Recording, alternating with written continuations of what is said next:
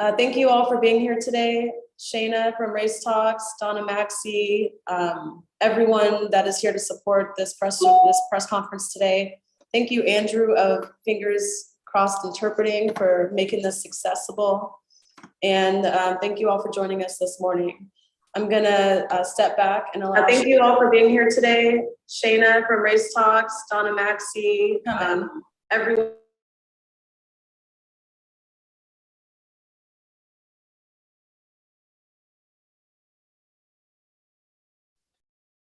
Did I jump in, Ty?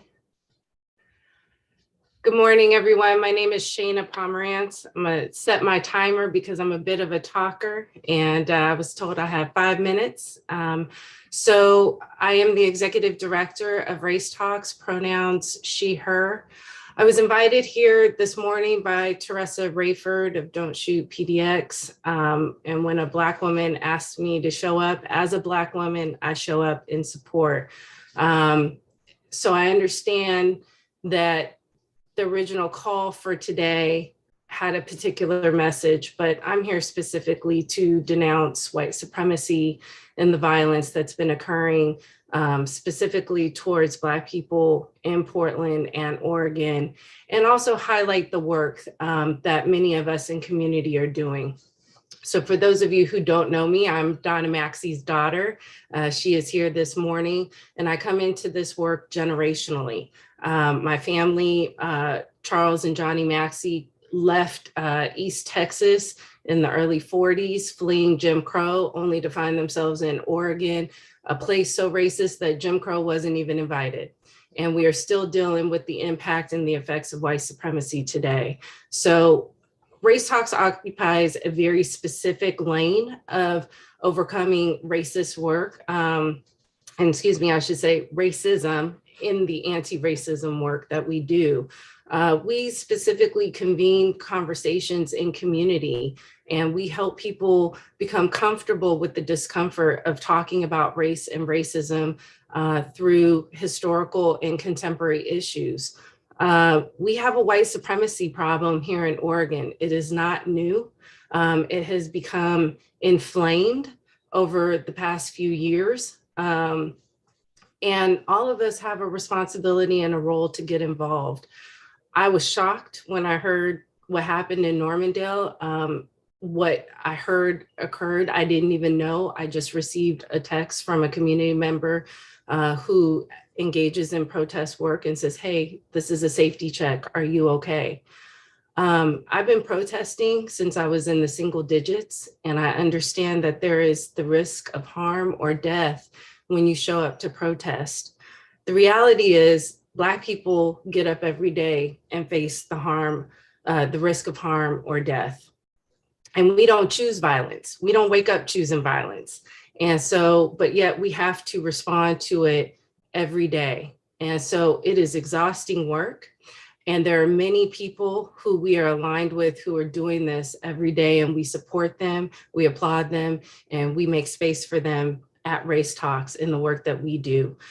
So I don't want to miss anybody by calling out names or work or anything, but just know that Race Talks supports Black women. We support the Black community. We're a Black woman-led organization, and especially when Black women ask us to show up, we show up. I'm born and raised in California, in Oakland, and we have something called pull up. And so when Teresa asked me to show up, in terms, she said, can you pull up? And that's what I did. And that's what my mom did. We didn't necessarily understand what we were pulling up for, but we knew that she needed help. And so we're here to do that. So we continue to ask community to pull up in the ways that they need to. I am a Black Jew. I want to clarify that when I hear the terms Antifa, it means anti-fascism. Fascism is not white supremacy in the term of, this or that. And I think there's confusion about how Antifa shows up versus white supremacists. So I just want to clarify that anybody who is fighting against white supremacy, I'm in support of, and they're okay by me.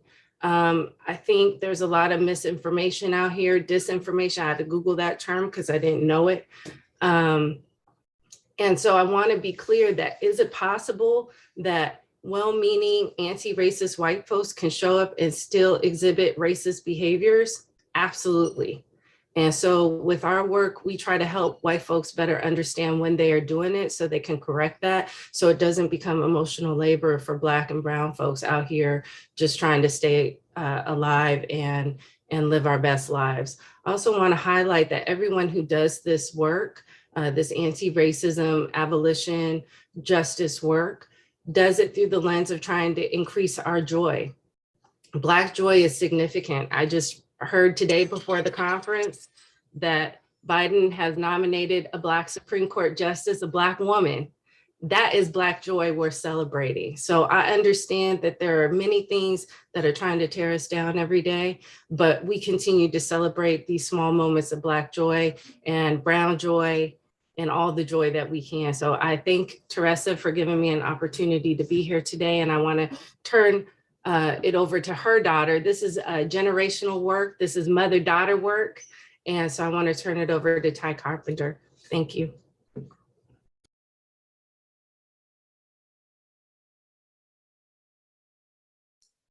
Thank you so much, Shayna, and for everything you said. I absolutely co-sign that.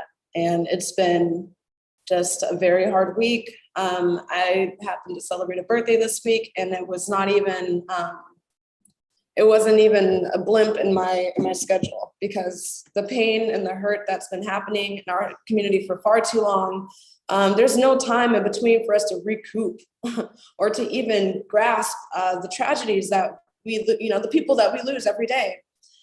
And I just want to, be able to say something that I think has never been fully reckoned with, and it's why we're going to continue having these issues. Oregon was founded as a white supremacist state. It is as true as the ink our state constitution was pinned with. Our city government was literally composed of Klansmen through the 1940s. Is it any surprise that this racial violence continues to destroy our communities while simultaneously stealing the lives of people we hold close? It has long been known that racialized violence is not exclusive to single persons. It is inflicted upon anyone in alignment with human rights and dignity. That is why we continue to show up and denounce any and all acts of white supremacy violence, as well as emboldened vigilante action, which has become an all too familiar pattern in recent years. The constant and negative rhetoric that is spewed from our elected civic leaders is enough to make anyone sick. There must be an investigation into these patterns of state-sanctioned malice. Lives are continuously being lost as our city attempts to forge onward with a progressive Portland facade that has been marketed and sold for years. But any resident of this city can see this for what it is: complicity in the highest form. How many times have we endured another act of violence in our city and spent the days following, scrambling to keep up with the conflicting narratives provided by law enforcement to cover their tracks?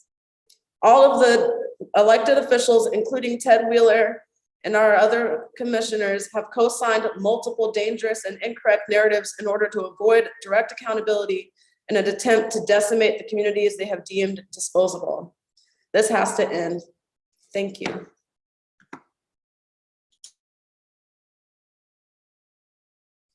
And I'm gonna have Teresa Rayford, who's also my mother, like Shayna said. This work is intergenerational, not because we felt called to it or wanted to be a part of it or wanted to make a change. It's because we had no option as being Black women who have been constantly systemically marginalized, but this is our way of refusing that. So thank you all so much.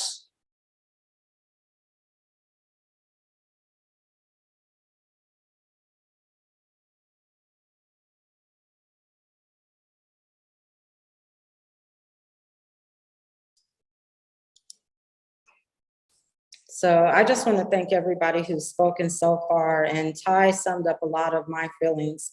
One of the reasons why we felt it was important as an organization to call together this press conference and to ask community to show up is because we've been getting calls since the night of the shooting from community members that feel targeted and are exhibiting needs for resources, needs for people, needs to know direction and what to do next.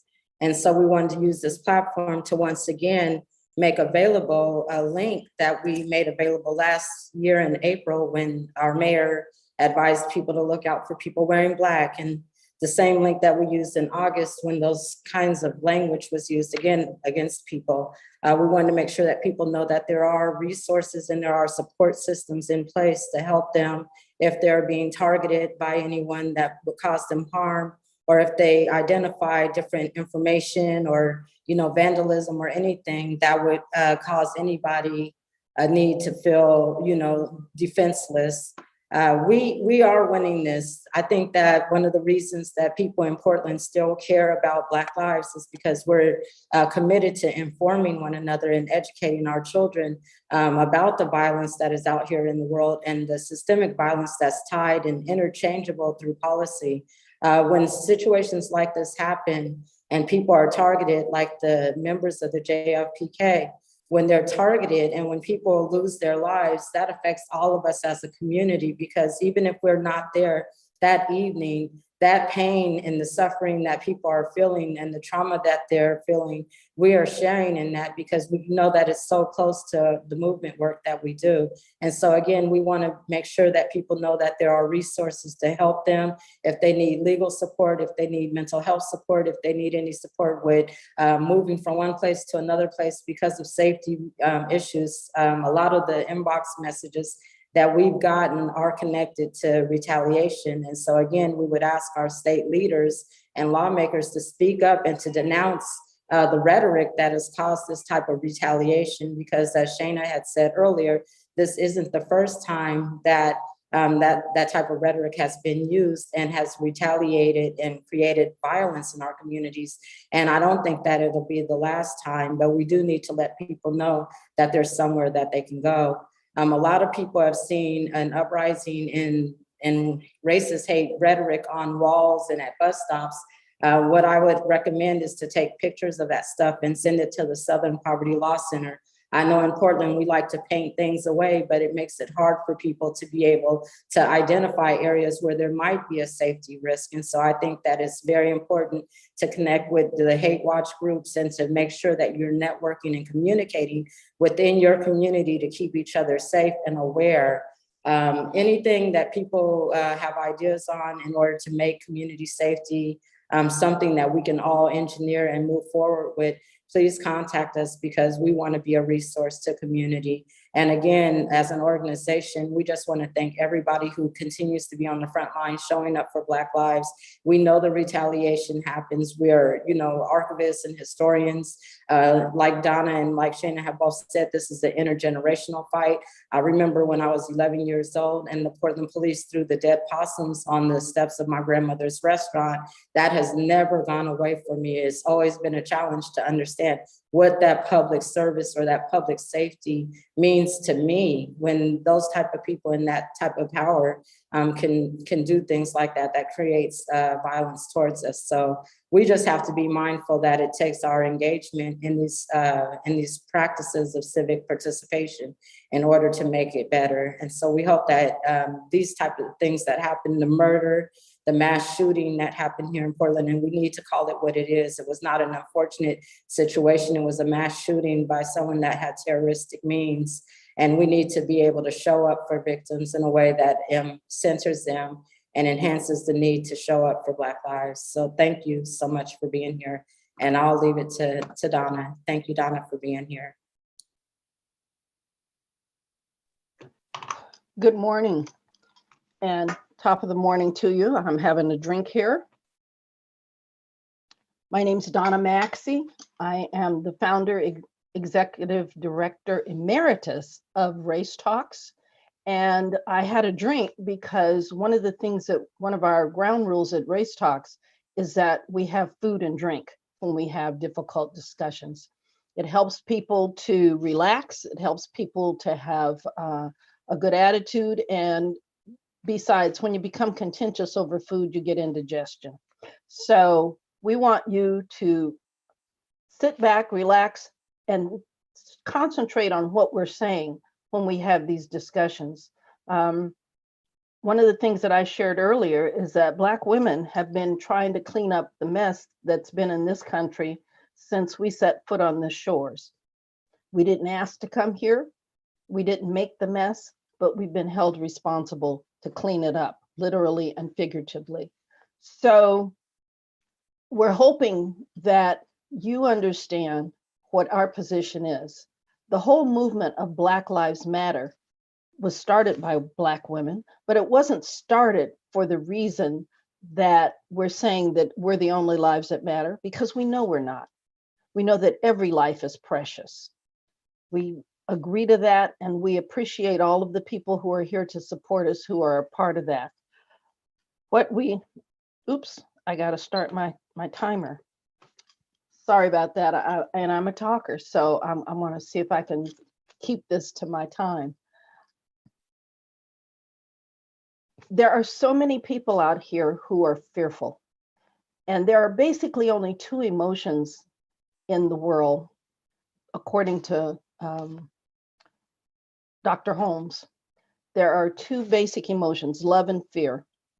And if you're not projecting fear out from yourself, love from yourself, then it's a fearful emotion that you're projecting. And my heart goes out to the families who recently lost their loved one, and their loved ones were injured. As Shana said, this is dangerous work. Someone said to me years ago, young men said, that what you're doing is dangerous. Someone could kill you. And it's like, yes, they could. But as Dr. King says, a man who doesn't stand for something lives for nothing. So we all have to stand up and take a stand. I think what happened here in Portland has been indicative of what's happening all over the world and more of what is to come. We saw here that it was not people of color who were targeted this particular time. It was white people. And that is what we need to look at, is that hate is fear. That's what fear is it's hate in action. It's fear in action. And when we are afraid, we do things that we don't understand. And generally, my experience has been that the people who are most fearful are fearful of something they really don't know about. If you look, Oregon started in its constitution as a state that did not want Black people here. There weren't even Black people here at the time. And they put it in their constitution, and it was only repealed recently, in recent years, that Black people could be a part of the state. But we came anyway. We came to help guide white settlers to this state. James Beckwith was one of the leaders who helped to make that happen. If you've been across Beckwith Pass, that was a Black man who developed that pass to help white settlers come to this country. So white people helping people of color to have a place in this community is important. What you have to do is you have to stand up and talk to your family members. We've had many people who have gone through our training, our facilitator training, who said, well, I can't talk to my family. And I had to ask them, if you can't talk to them, who can? I'm not going to be at your family dinner table. I'm not going to be there for Christmas or Thanksgiving or Easter. So you need to stand up and don't tell people that they're wrong. Just listen, find out what they're talking about. Share your experience. Share what you know to be true, not what people's learned prejudices are through the years, but stand up and be strong. This is a fight that white people are going to have to do. People of color are already on the front lines making this happen. African Americans are only 13% of the population in this country. People of color are not even 40% of the population in this country. Most of the hate crimes that are occurring by white people. You have to stand up, you have to be strong, and you have to speak up for your children, for the future, for everyone's future. As we saw last week in Portland, the people who hate are no protectors of any particular group. they will hate and spew their venom on everyone. So if all people of color disappeared tomorrow, there would still be that hate and it would still be spewed on you. So you as a white citizen have to stand up and be strong and help to stop this, because it's not going to stop unless we all work together on it. Thank you. Hope you will be a part of Don't Shoot PDX, and that you will also come and be a part of Race Talks. And I just want to thank Donna for those remarks, and to reiterate that if anybody in our community is being targeted or affected by white supremacist violence or rhetoric, or if you're seeing images or descriptions of it in your community, please make sure that you alert the anti-racist groups so that we can mobilize and educate our communities, and do that work in your community. If you already work and show up to protest and everything else, and you're going to take time off to kind of reconsider your involvement in movement works, don't not show up. Find a way that makes you feel secure in showing up, because in our consideration of the actions that were taken out on the protesters at Normandale, in my opinion, I believe that that was a hate motivated crime. I think that the character and the documentation behind the person's actions led to the actual actions of hate that were targeted to those people. And I would hope that as a community, we remember what happened with the Max murders and what Jeremy Christian did to those people, and how that, that acted out in court. I hope that the anti-fascist community that is constantly showing up for us in so many different mutual aid ways and essential critical resource ways, that they understand the value we see in them. Because when Marnell Bruce was murdered by a white supremacist here in Portland, it was that community that identified the European kindred symbol on his hat, on Russell Cortier's hat. And that's how we were able to link that action with his motivation towards hate. And so again, we need to start calling these things what they are. There was a mass shooting, and it was a terroristic action that took the life of people, and that also injured several people that were showing up in solidarity for the movement for Black lives and for families that are seeking justice. And that should not be okay for anybody in our community. I just also want to say that I've also acknowledged that there's been sharing of information on social media sites that are calling the Antifa community cultists. And I know that Shayna spoke to what anti-fascism is, and it's literally anti-racist work. It's people that are working to dismantle policies and systems that allow and encourage racial discrimination. So we want our Black community to know directly that the anti-fascist community is not an enemy to you. There's a lot of learning that they need to learn around anti-Blackness, but we don't have anything, in my opinion, to fear from that community. But we would do better if we are able to encourage one another to learn about this movement work, so that in our responses and our reactions to keep our children safe, that we don't alienate people that would be there on our behalf. And that's another reason that it was important for us to do this, because I have had calls from our community at large. And at times like this, with the chaos and the reporting and everything else, it kind of leads people to the wrong understanding of the messaging. And so we wanted to clarify that as well. And thank you all. If there's any questions, or if there's anyone else on this call that would like to say anything, make statements, please feel free to do that.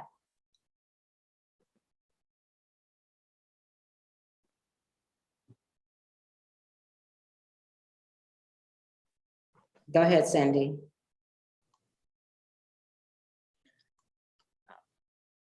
Good morning, everyone. I'm Sandy Chung, Executive Director of the ACLU of Oregon. My pronouns are she and her. I wanted to let everyone know that the ACLU of Oregon is committed to fighting and dismantling white supremacy in all its forms. And in doing this work, it is crucial that we center and support and follow the leadership of Black leaders and communities. We've seen the system of white supremacy harm and commit violence against people who seek to dismantle it, and that the violence and burdens of these harms have been borne disproportionately by Black leaders and communities. I want to acknowledge that organizations like the ACLU of Oregon have had the privilege of not engaging in racial justice efforts or pulling back from it when things become difficult or uncomfortable, and that this is a privilege that Black leaders and communities do not have. I want to apologize on behalf of the ACLU of Oregon to Black leaders and communities, including leaders Teresa Ryford, Ty Carpenter, Shayna Pomerantz, and Mrs. Donna Maxey. I want to apologize for when Black leaders and communities have asked for our support and allyship, and we have not shown up. Not acting is also an action, and not showing up is a privilege that aids the status quo and white supremacy. So I am here today on behalf of the ACLU of Oregon to support the leadership of Teresa, Shayna, Ty, and Mrs. Donna Maxey. I also want to let the people harmed at Normandale Park know that the ACLU of Oregon is here to listen to them and support them in the ways and at the times and places they choose. I also urge our elected leaders and the news media to support the people harmed at Normandale by spreading correct information. That increasingly information that is coming out is showing that the Normandale shooting was carried out by a person with extremist, hateful, white supremacist views. I also urge our elected leaders and the news media to support the people harmed at Normandale by giving them the time and space to heal, but also giving them spaces to speak if and when they choose to do so, even if that takes time. Thank you.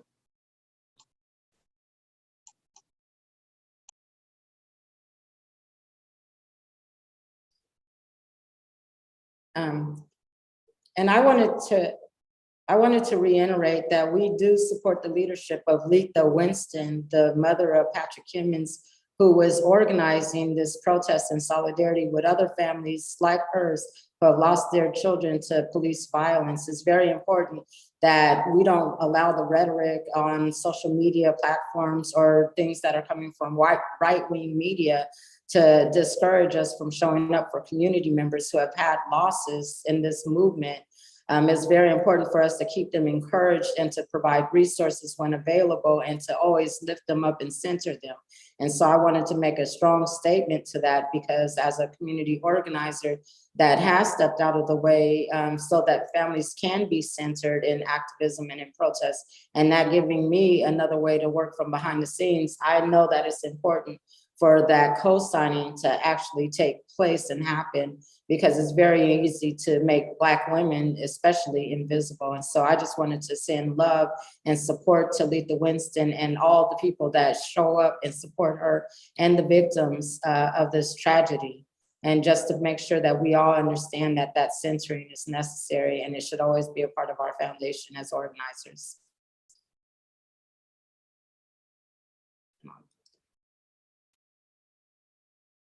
And if anyone else has questions or would like to make a statement, this would be a great time.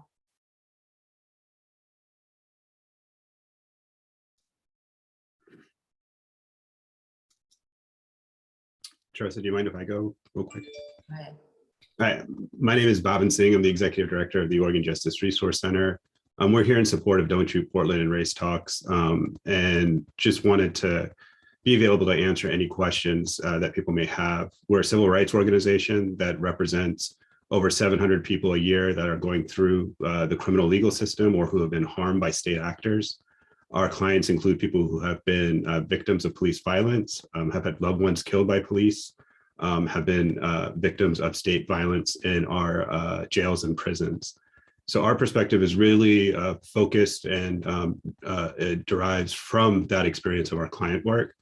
And we continue to see this type of culture of white supremacy that is the value system that dominates these systems that manifest itself in these state violence. And the things that Teresa, Donna have been saying, Don't Shoot Portland and Race Talks, is things that we are fully supportive of and are here to support their leadership.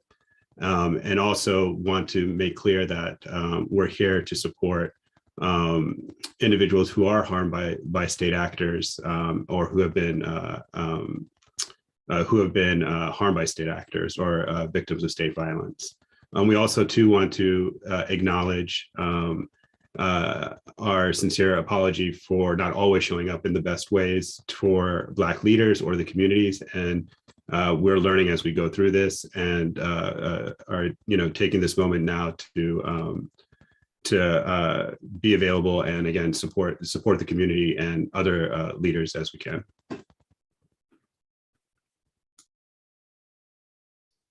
All right. And so again, I would like to open, okay, I guess Rabbi Stone has their hand raised. Wanting to offer from the side of support for love, that it is such an intensely difficult time for us all. And it's so easy for us to act out of fear. The only way that we will move forward toward wholeness is through the power of love. And I appreciate, Mrs. Donna Maxey, your beginning and ending with that, because it underlies the spiritual life and wholeness that we all seek at the bottom of our souls.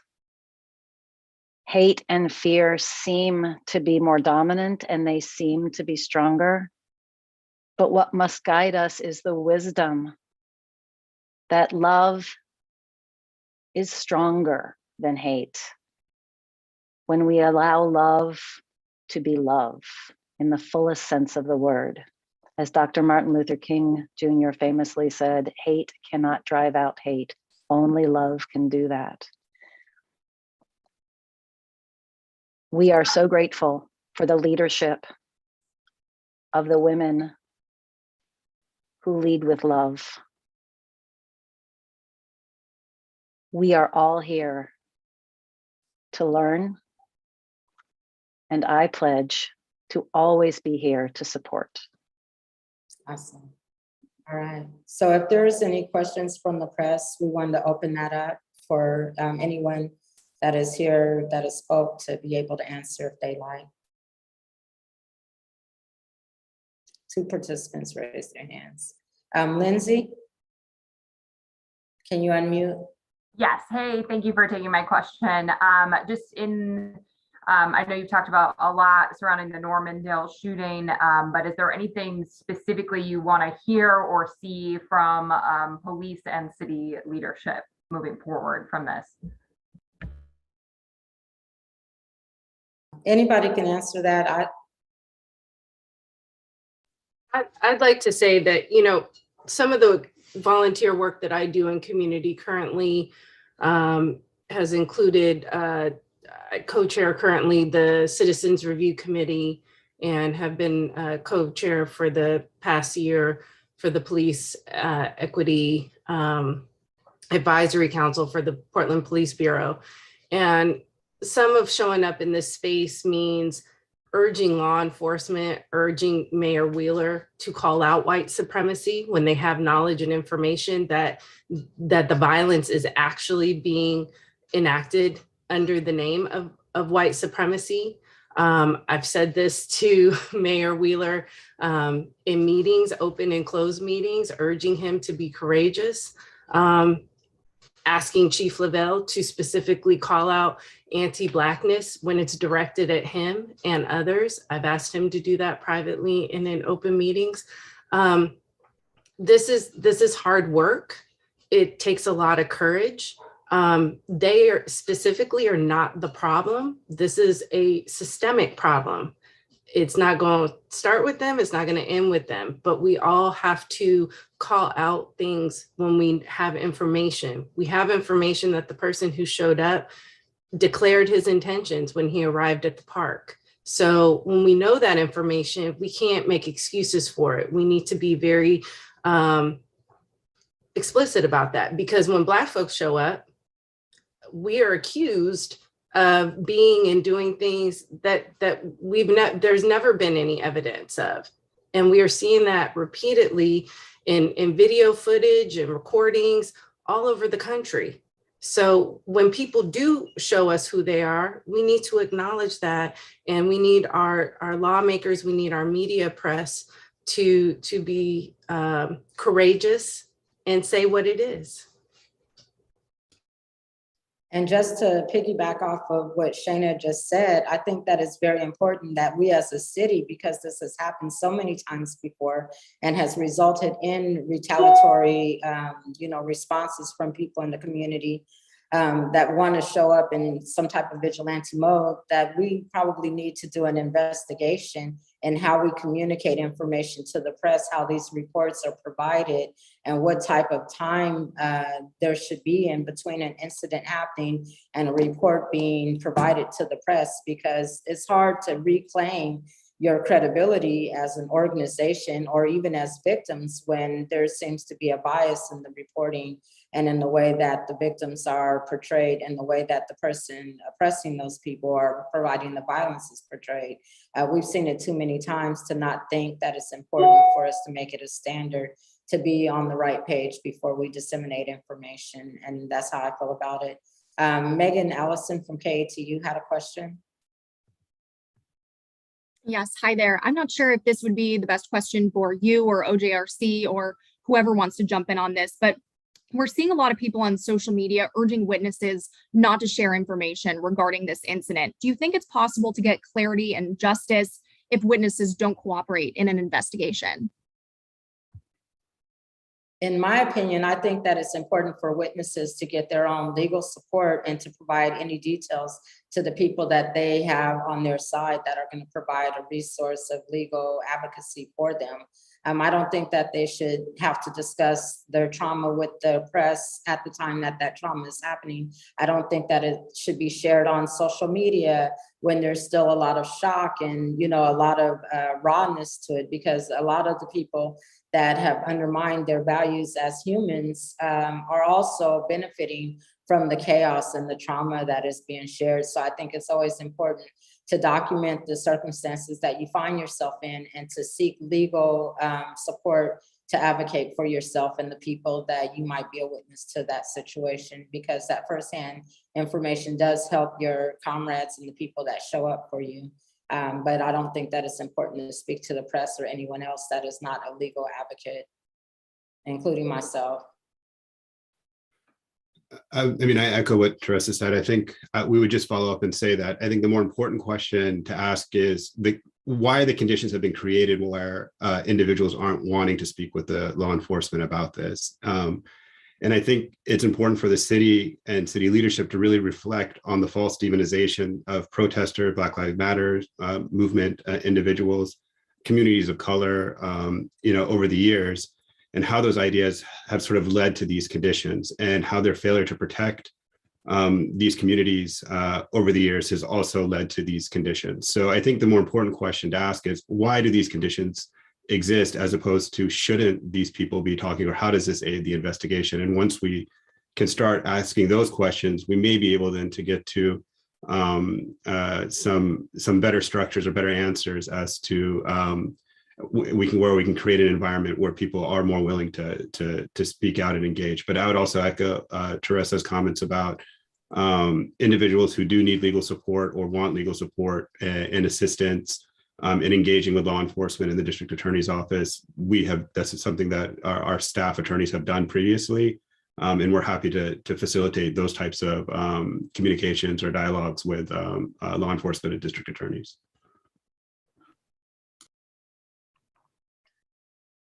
I just wanted to also speak to what Bobbin was speaking to regarding Portland Police's framing that somehow community members don't want to speak to them as witnesses to the event.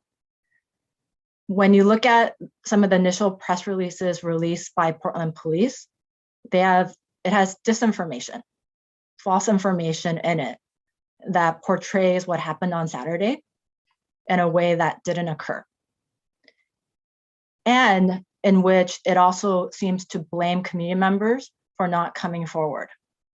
If the purpose of Portland Police was to truly invite the community and make sure that they had the ability and trusted the community to do an investigation, they should not have released a press statement like that. And I want to be clear, there are some folks who have said maybe that there was that type of press statement because there's some type of lack of ability or training by the communications folks who released that at Portland Police. However, the way it was written does not indicate that this was a lack of ability or misunderstanding, but they were specifically putting out disinformation. So if their real purpose was to aid in their investigative efforts and to solve this crime, then that is not the type of press release that they should have put out to the public. Alex from the Mercury, you had a question? Yeah, thank you. I wanted to follow up a bit on what both Bob and Sandy were mentioning about distrust in the police within the activist community and in the Black community in Portland. I'm curious, kind of how do you see and how do you think about trust being regained genuinely from what work would you like to see law enforcement do to genuinely and honestly kind of regain trust of these communities that do not feel supported or listened to or protected by those with a gun and with a badge? Donna, did you want to answer that? I see your hand is up. I did have something to say, but it was not an answer to that, her question. Well, I would just like to say that I think that because we do have police and because they do show up as facilitators of criminal investigations, that they focus on that. They shouldn't focus on, using rhetoric that divides community or creates bias. And I think that when we're in professional settings, such as like city employees with a big department and bureau and communications departments, that strategically there's a way to develop that inclusive language and to make it a standard. And I've seen the standard of reporting for different groups affect the public and get different responses. And I think that we all know what's in the comments. And I think that we can learn from that. And I think that there should be an intention behind it, which is one of the reasons why I said that there needs to be an investigation into what happens, why, and what means have ever been, if ever have been brought forth to communicate more clearly and without bias to the city of Portland through those means. That's something that we need more information to see what they've tried in the past or if they've tried, because no one has created that standard. But I think that that we need an investigation to see how they work through the process of communicating information. And then we need to make it better. Shayna, did you want to say something to that or anyone else? I'm going to turn it over to Mom. I think she had something she wanted to say. Okay. My comments were about people speaking up and being witnesses. And it's not just in reference to what happened this last weekend, but it's in reference to, in general, what happens. I can't tell you how many times that I have had people come up to me when I was leaving work situations, to white people who have come up to say to me, I saw that what was happening to you wasn't fair. I really felt bad about it. And my question was, well, why didn't you say something? Well, I didn't know what to say. And the point is, don't know what to say, know what to ask. Ask the people that you see doing this, what's going on. Ask the person who is being a survivor of a situation, what is happening to them and how you can help them. We all are in this together. And what I see is that these are people who are afraid of losing their position. They are people who are afraid that if they speak up, that something will happen, that they will be the next target. And the truth of the matter is that they will be. If they don't speak up for a person who's being victimized, they will be the next target. I would encourage all of you and the press, since you're here, this is something for you to maybe publish. There is a a poem called The Hangman. And it's a story, it's quite a long poem. There's also a cartoon of it, but it talks about how that, you know, the hangman came, and he came first for the Jews and the blacks and the immigrants. And by the time he finished, he had come, the last person was there. And then the hangman came to that last person and he said, I hadn't helped anyone else, and now the hangman has come for me. So if you don't speak up, you don't help the situation. If you're not making a situation better, you're making it worse by your silence. So buck up, get some courage. And this is going to sound ghoulish, but I want to say it very honestly. We all are going to die. It's just a matter of when and how, and we don't have control over either one of those things. You have to have courage. From birth to death, you need to stand for something. Thank you. Thank you, Donna. Jim Redden had a question. There was a second mass shooting the very next day where a Black mother lost her life. No one has mentioned that during this press conference. Do you somehow think the Saturday shooting is more important than the Sunday shooting? I don't think that anybody that represents the Black community here, and especially mothers that are on this call, I think that it's any less tragic. It's the reporting that didn't lead to violence against us. There was an issue with the way that this mass shooting was reported that created a response of retaliatory and threatening behavior by people. And that's what we're addressing, because the whole community at large was thrown into a panic where there was a cause of division. And so we wanted to address that because it's easier to do it on a press conference and to let everybody know that we are on the same page to stop the violence in our community, rather than to just let it go for the press to get it right or for the mayor to make an apology. It's important for us to center our community in the time of trauma. And we have centered that family, and the things that happen in our community in regards to advocacy are not very well known because people don't tune in when we get shot. A lot of times, the fact that someone is martyred in our movement work, they might be centered more than the people that are in our communities that are being murdered, but that is not because of our neglect to our community. A lot of times it's the way that things are reported and the way that other things are centered. So thank you for your question. May I make a quick statement, Teresa, to Yes. the person who just posed that question? Anyone can call a press conference. All you have to do is notify the press. And if you do not see action that you think is appropriate for a situation, then it's up to you to step up and speak up. So I would applaud you for being a leader in addressing this issue of the mother who was killed, and that her that notice was not given to her. So I'll look forward to hearing from you in the press. Thank you.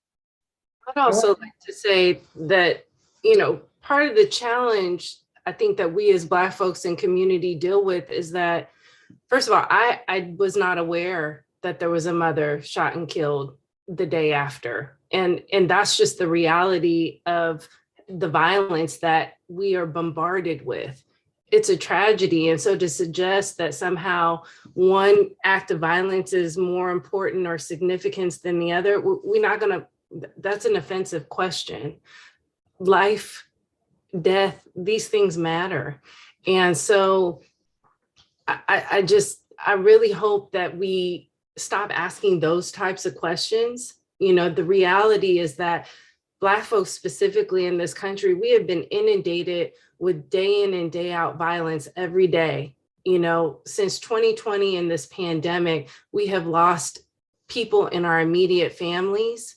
We are hearing of national violence in the media every day. We just trying to get out of bed. And so, you know, the fact that, and then to go to the grocery store, you know, the reality is half of us don't attend protests because we don't know what we're up against. Visually, we stand out in Portland. Black people make up 2% of the state population. visually we stand out. It is an act of revolution just to leave the house every day, because we don't know if we're seeing friend or foe. So half the time we don't know if we're confronting somebody who means us harm unless they smile and say hello to us, or if we are walking into some kind of danger, just going to the grocery store or going to get gas or taking our kids to school. So I just want to be clear that trying to compare one act of violence to another as if somebody's life has more meaning than the other, that's an offensive question. And I really hope that we start a new framework, as my mom suggested, as Teresa suggested. It's not a this or that. The whole thing is terrible. What we're trying to do is stop this violence, and really, even if it's gang violence, if it's a robbery, and actually, we still have to look at systems of oppression, poverty, oppression, violence. It's rooted in white supremacy. It's rooted in capitalism, but we don't want to talk about that. We want to talk about people who are acting alone, and we don't have these systems that have been set up that put us in this position to make these kinds of decisions on a day in, day out basis. So we're either acting out of love or we're acting out of fear. And I wanted to give Lindsay a chance. I still see your hand up. If you had another question, or if you. I do. Thank you so much. So my question kind of goes back to witnesses coming forward. Maybe there's video of the scene. I've heard it said a couple times that mainstream media isn't giving the full picture. As a member of the media, there's a process that I have to go through to verify what's going on. And so I guess if people aren't willing to talk to us, aren't willing to share video with us, how am I supposed to verify that information to make sure that the full picture is getting out there if people are, not willing to talk to us about what really happened? And Lindsay, that's why I think it's so important for there to be a level of professionalism from our city's Bureau of Communication, because it should not be on witnesses and people that are victims of these type of tragedies to share the media's narrative or to create a narrative for the media.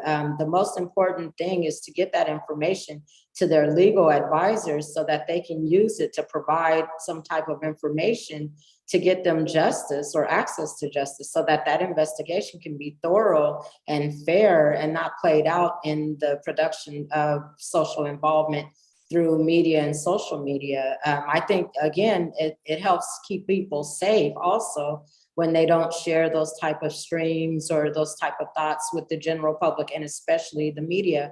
Your job is to get information out, but a lot of the things regarding people's safety after they've been named in the media or their face has been used in the media or something that connects them to it is shown in the media. That advocacy of care and showing up to keep them safe, that falls on us. We pay for funerals. We've had to respond to families and community members that are involved in activism that have self-unalived themselves in all kinds of situations because of the trauma and the stress involved with trying to be a witness and trying to be a good steward for the movement. And it's so complex, but we could do better if the framework in the response would use professionalism as a standard to retrieve this information, and would provide space to victims so that it would be usual and customary to allow them time to breathe and mourn and reconsider how they use the information they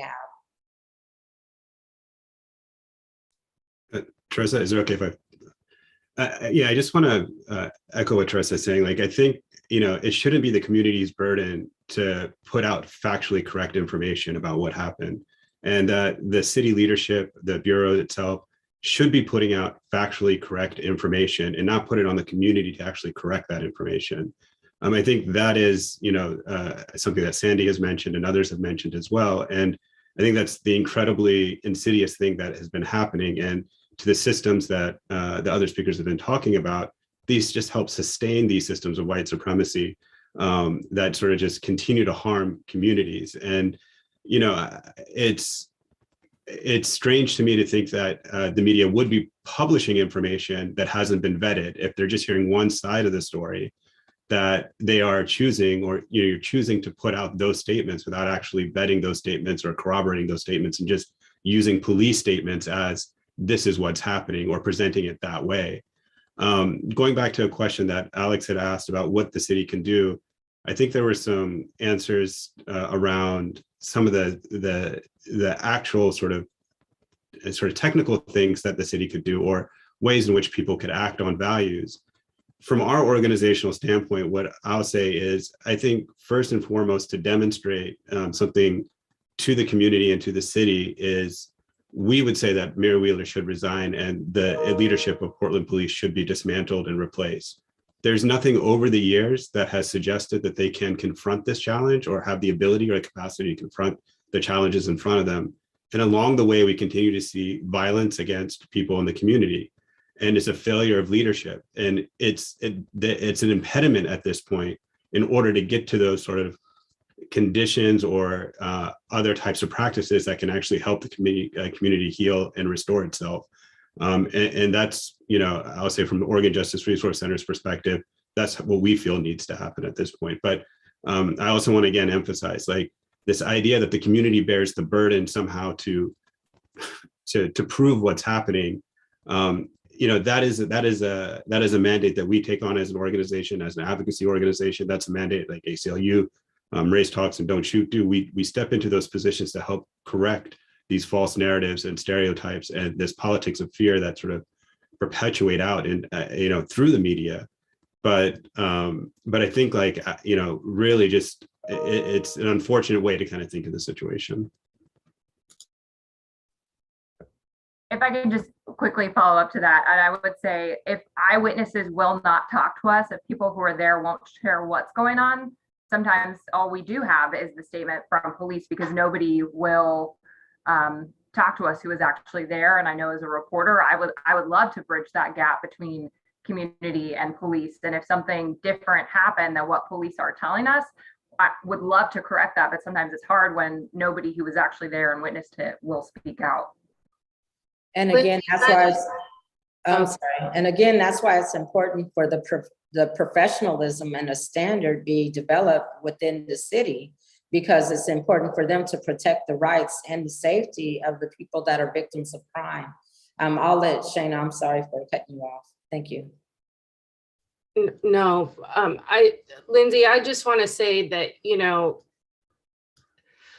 at Race Talks, we promote building relationships. And so I think the bottom line in the question that you're asking is, how do you get people to talk to you? If you are out here as a journalist doing this work, especially if you're covering protest and, violence in community, there are specific people out here doing this work. Teresa is one. Several, the mother of Patrick Kimmons was mentioned. I'm sorry, I don't know her personally, but there are plenty of people out here doing this work. They're not hiding. They are out here day in and day out. And so I would say being proactive, going and meeting folks so you have a relationship. So once something happens, in the event it does and will happen, you have a connection with somebody who you already have a relationship with, that you can go, and vice versa. They know when something happens that needs to get out and publicized, they can safely come to you and let you know so you can report on it. This is some of what the media has always done. How we've always built relationships in community. Black folks and brown folks have not always had access to media in this way. We had to form relationships with white folks who had the power to report on our stories and get the messages out there on our behalf. We didn't own newspapers, in the papers that we had, we were disseminating locally. So, and they were being challenged by white mainstream media. So the bottom line is, we have to create relationships. You have to do the groundwork. You have to create the relationships in community. You have to build the trust. And I would challenge you that if what you are doing is pulling information directly from the Portland Police Bureau, who are you getting your information from? Where are they coming from? We all show up with bias. We know that there are reports of white supremacists who are in law enforcement. So we have to be especially careful that the information that we are getting from police bureaus around the country, we need to vet those people. How are they showing up in their role? What is their history? What is their connections? Just because they hold the title of communications doesn't mean that they don't have their own agenda. So I would really implore you to be more discerning and really push yourself to build relationships and community so you personally can build trust with people. And we wanted to hear from Sandy. And I think after Sandy, we should round this up because we've been on for an hour. And so Sandy. Thank you, Teresa. I also wanted to, again, speak to the disinformation spread by Portland police. This is not the first time. In fact, last year, we at the ACLU of Oregon, OJRC, and other groups put out a very clear statement with information about disinformation and Portland police press statements and our concerns about that. And I want to be very clear too, that values and expectations come from the top, from management. And the top level manager of Portland Police is the mayor. He is the commissioner in charge of the Portland Police Bureau. And so there needs to be accountability. Second, I want to speak to the reporter's question about witnesses not speaking up. I want you all to understand, and I mean reporters, that there is continuous this context and environment of threats and doxing towards Black leaders and communities who are fighting for racial justice, but also the allies of this work. And so even with the folks who are harmed or others, what we're hearing is that there are kind of threats of harm. And so even stepping forward as a witness, there are a lot of potential implications. So I'm not discouraging folks from stepping forward, but in terms of your work as reporters, please understand that context and be sensitive and supportive of it. Because there is retaliation for folks speaking out against white supremacy and working against it. And so, we need to figure out how to support each other, but also to really be sensitive to all of those dynamics. So thank you to everybody that showed up today. Please send us the links to the articles so that we can share them with our community. People would love to have this information so that they can continue the discussions and the dialogues that should lead to social change in our communities.